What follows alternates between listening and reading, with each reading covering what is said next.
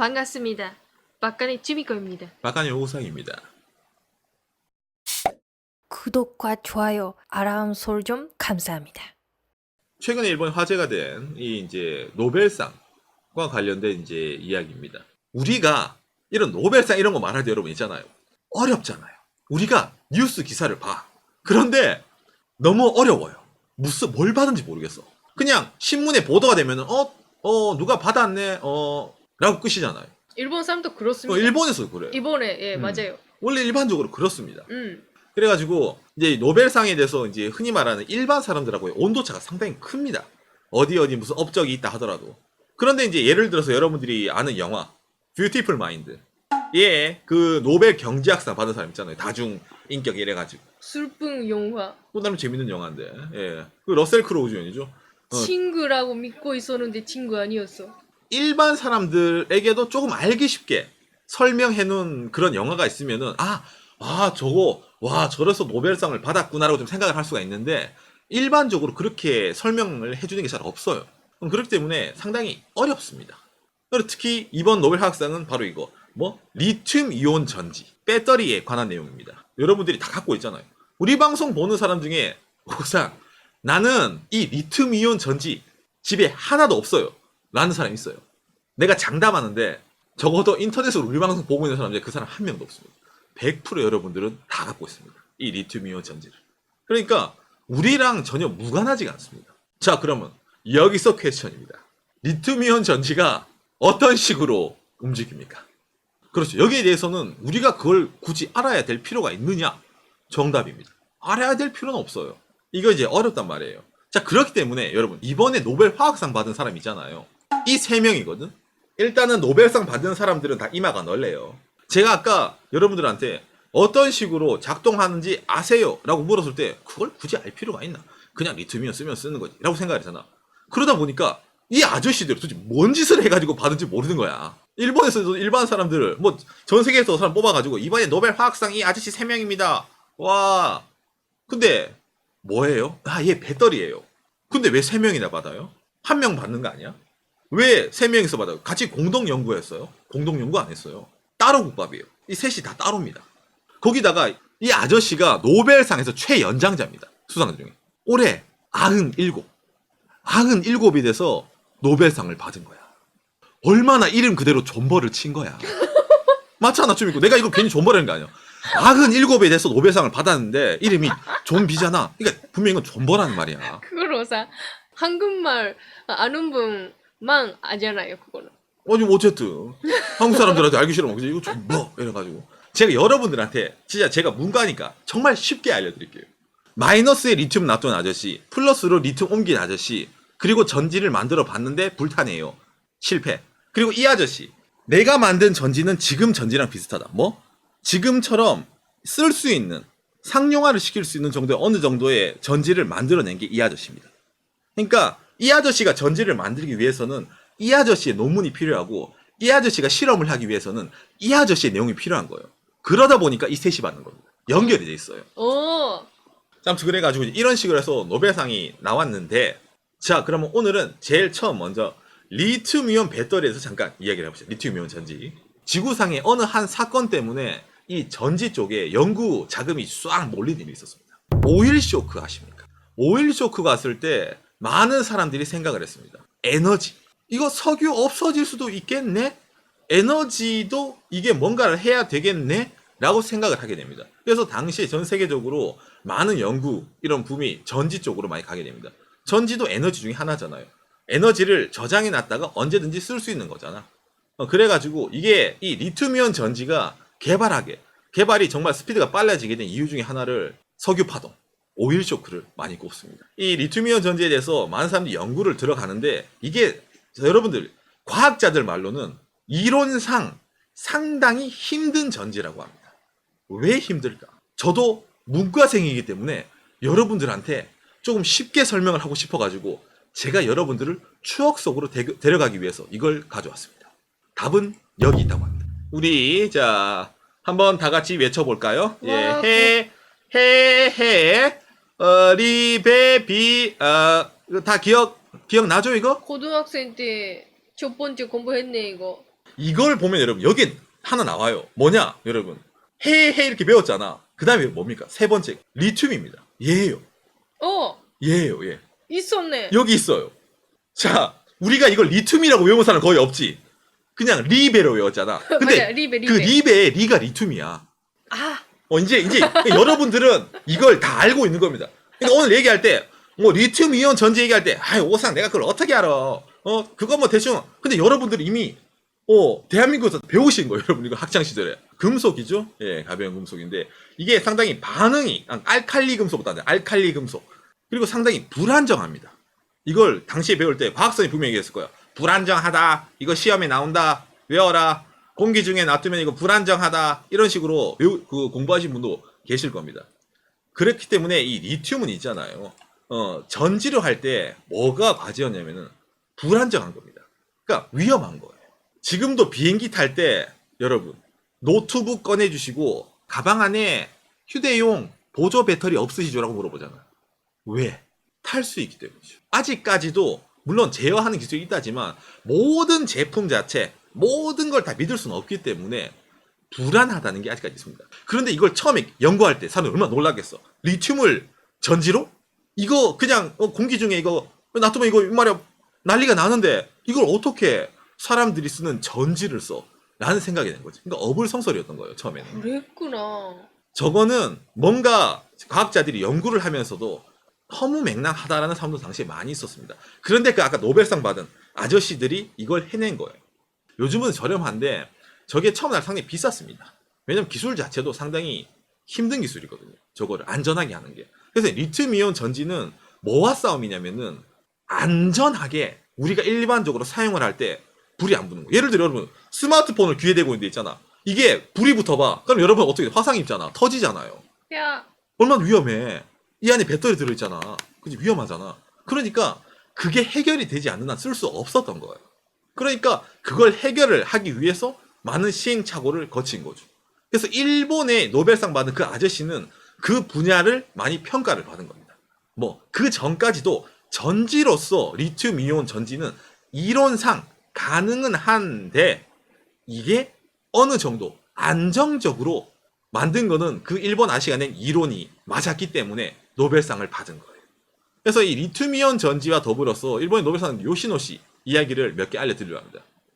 자, 이 요시노 씨에 관한 이야기로 잠깐 다시 넘어가서 리튬 이온 전지에서 이 아저씨가 학교를 학부생 그리고 대학원 석사까지 하고 취업을 합니다. 아사히 카세이라는 기업에 연구로 들어가서 거기서 계속 연구를 하다가 그 연구 성과로 리튬 이온 전지를 만들고 그리고 노벨상을 받게 되는데 자 여러분 아사히 카세이라는 기업이 여기서 나옵니다. 아사히 카세이 들어보셨어요? 아십니까? 일본에서 엄청 유명해요. 일본 사람들은 꽤 압니다. 근데 한국 사람으로서 일본의 아사히 카세이라는 기업을 들어보기가 쉽지가 않을 겁니다.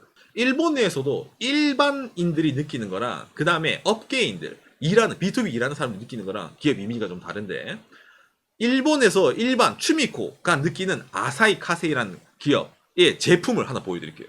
예. 아사히카세라고 하면 이것입니다. 집락. 일본에서 집라. 그리고 제일 유명한 거 이거.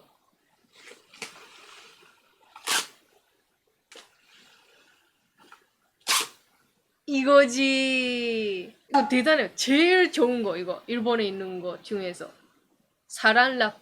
그러니까 막 일반 사람들은 일본에서도 아사히카세라고 하면 이것입니다.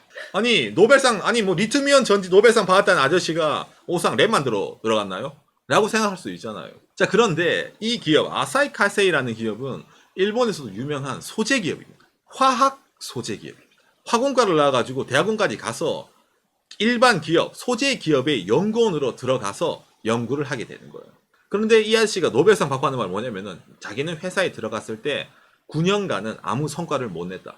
9년 동안 실적이 없는데 회사가 그걸 안아주고 있는 거야. 여유가 있는 거죠 당시에 회사 자체가. 좋은 시절이었다. 당시에 외에도 좋은 시절이었다 이 아저씨가. 정말 좋은 회사다라는 말을 해요. 그러니까 당시에 그 시대는 그게 가능했다고 합니다. 그게 70년대입니다. 네, 그리고 80년대가 돼서 이제 이 아저씨가 이제 일본 나이로 33살이 되고 나서 다른 연구까지 3번 실패했어요 지금까지. 3번 실패하고 이제 33살이 됐습니다. 일본 나이로.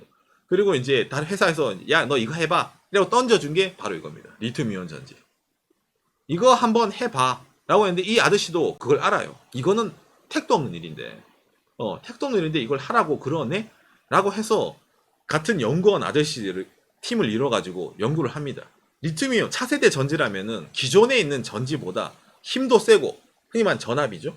용량도 크고 오래오래 충전했다 방전했다 충전했다 방전했다 이 사이클을 돌릴 때도 오래오래 써야 되는데 거기에 대해서도 연구를 하게 된 거지. 그래서 이 아저씨가 뭐 했냐면은 이 아사히 카세이라는 그룹은 장점이 있습니다. 이 회사는 소재 회사예요. 그러다 보니까 사내에 쓸 수 있는 소재가 상당히 많이 있습니다. 그러니까 이 아저씨는 회사 다니면서 여러 가지 부서에 소재가 있잖아요. 그러니까 회사에서 다른 부서도 소재 개발할 거 아니야. 야, 우리가 이번에 이런 거 만들었다. 탄소 섬유 이런 거 만들었다 이러잖아. 그 아저씨가 달려가가지고 그것 좀 쓸게요. 퍼가요 이래가지고 전지에 넣어보고 응 아니네. 퍼가요 응 전지에 넣어보고 아니네. 이걸 반복한 겁니다. 그리고 계속 실패를 해요. 아니네. 이것도 아니네. 이것도 아니네. 하다가 그렇죠. 하다가 어떻게 됩니까? 얻어 걸립니다. 회사 내에서도 신소재를 만드는데 마침 그 신소재가 미국에서 아까 노벨상 받은 가운데 있는 아저씨가 쓴 연구에 비슷한 소재로 회사 내에서 신소재를 만들었어요. 이건 배터리용 소재가 아닙니다. 그냥 신소재를 만든 거예요. 일본 회사가. 자기 회사가 어쩌다가. 근데 그걸 만들었는데 그걸 배터리에 써봤어. 기가 막히네. 이거 지금까지 이런 전지는 없었다. 이거 기가 막히네. 이거 쓸만하네. 라고 해가지고 그때부터 연구가 박차를 가기 시작합니다. 야, 이거 쓸만은 한데 불안정하네. 라는 말이 나왔는데 그 이후로도 연구를 계속 해가지고 현재 이 리튬이온 전지 배터리의 모양을 만들어내게 된 거예요. 여기서 또 여러분들의 이해를 돕기 위해 가지고 제가 리튬이온 전지의 구조를 잠깐 들고 왔습니다. 우리 다 같이 박간의 오상의 문과도 문돌이도 알 수 있는 과학 시간. 자, 플러스는 양극. 자, 그 다음에 마이너스는 음극. 여기까지는 알겠다 이거야.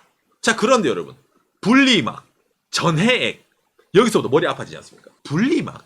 아무튼 뭔가 필요하네요. 뭔가 필요합니다. 이 아저씨가 노벨상 받은 아저씨가 뭐에 연구를 했냐면 바로 이 분리막입니다. 여러분. 이쪽. 그러니까 이걸로 인해 가지고 이 두 개가 여러분 접촉을 하면 불나요. 쉽게 말해서. 사고가 일어납니다.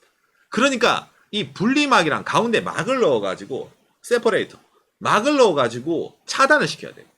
대신 이온은 통과시켜야 돼요. 그래가지고 이걸 당시 아저씨가 개발을 해가지고 이쪽 기술을 개발해가지고 현재 상태에 이르는 이 리튬이온 전지를 만들어낸 겁니다. 그래서 이 지금 일반적으로 쓰고 있는 여러분들 전지 안에 있는 그 내용이 그때 당시에 만들어낸 겁니다. 아이고. 1985년. 85년 그때 당시에 기술을 해가지고 이런 기술이 있다라고 얘기를 했어요. 이 아저씨가. 하지만 상용화를 시킨 거 아니에요.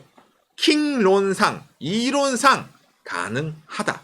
이런 게 리튬이온도 배터리로 충분히 가능하다라는 걸 내게 된 거죠. 1985년도라 말했는데 리튬이온 쓰게 된 지 여러분들 일반적으로 스마트폰 나오고 나서 쓰게 되지만 아니면 뭐 예전에 뭐 그 뭐냐 캠코더 아니면 뭐 노트북이라든지 그렇게 오래된 것 같지 않잖아요. 맞습니다, 여러분. 리튬이온도 개발하고 나서 이게 상용화를 시킬 때까지 상당히 오랜 시간이 걸립니다. 그러면 오상 당연히 아사히 카세 아까 그 뭐 램 만든 회사 당연히 먼저 상용화를 했겠지라고 생각을 하잖아요. 나도 그렇게 생각을 할 것 같아요.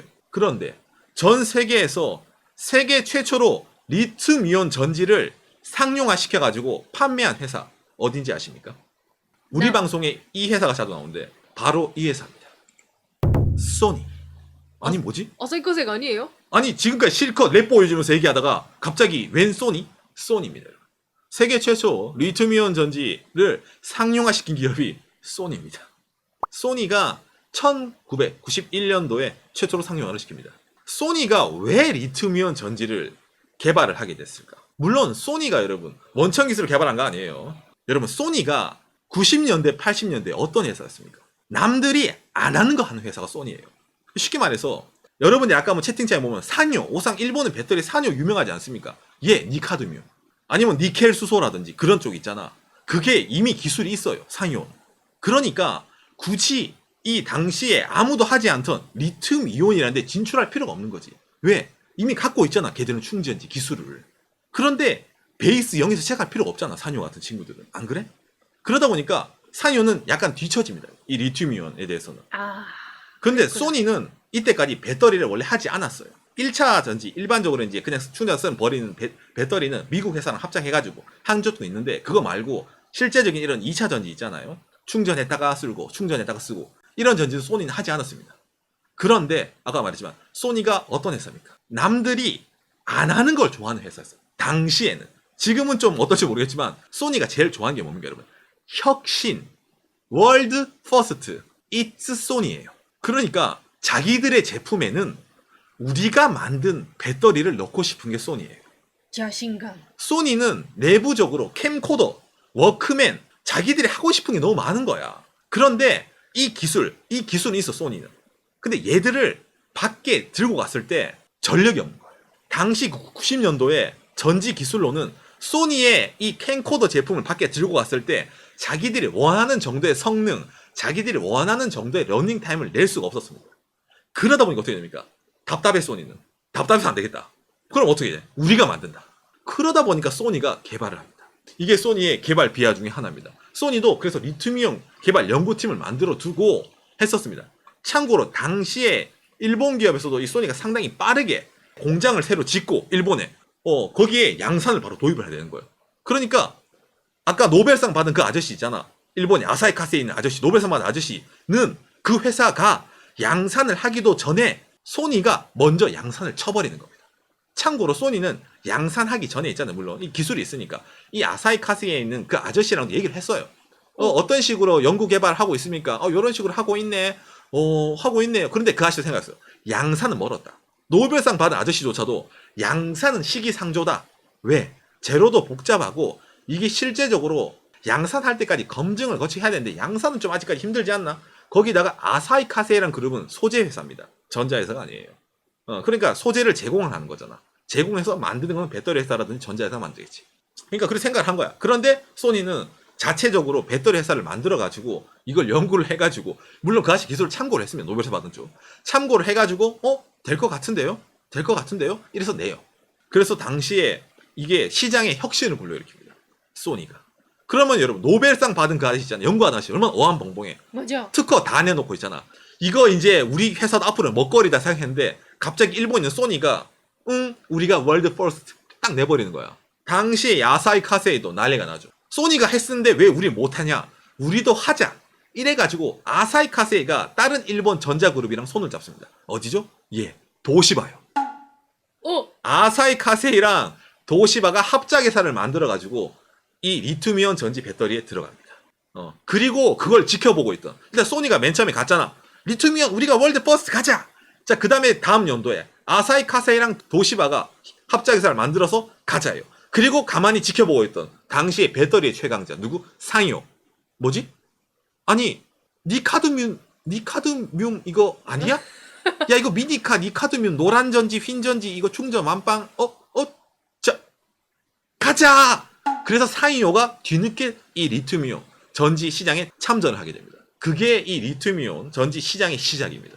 산요가 제일 후발주자입니다. 여러분들은 산요를 원조로 알고 있는데 지금이야 유명하지만 뭐 파나소닉 유명하긴 하지만 상요는 후발주자입니다. 의외로. 와. 재밌죠. 그러니까 여러분 왜 80년도 90년대 당시에 소니가 전 세계적으로 그 스티븐 잡스 애플에 왜 스티븐 잡스조차도 어머 소니 지려요 이랬는지 알 것 같아요. 소니가 혁신이었어요. 예전에는. 오늘 이 얘기할 때 전혀 여러분 예상을 못했지. 내가 소니 얘기할지. 그랬을 겁니다. 왜 여러분들이 이 리튬이온 전지 노벨상에 소니를 왜 못 느꼈을까? 간단합니다. 소니는 이제 배터리를 만들지 않거든요. 사업을 철수했거든요. 접었습니다. 소니는. 아니 세계 초 만들었는데.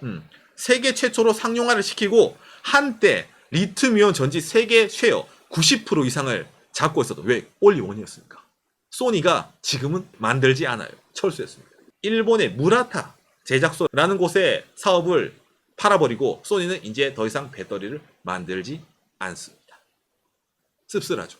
잠깐만 뭔가 이 얘기도 90년도 소니 쩔다 이러다가 갑자기 만들지 않는다. 요새 안 그래 스마트폰부터 해가지고 있잖아. 제가 오늘 방송 시간에 뭐 했습니까? 안 쓰이는 데 없잖아.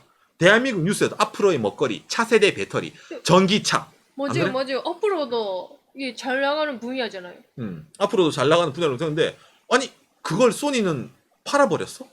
이제 안 한대? 왜? 적자였거든. 채산성이 악화가 돼가지고 소니가 이 배터리를 철수를 하게 됩니다. 아사히 카세이로 잠깐 돌아가서 소니 얘기하다가 죄송합니다.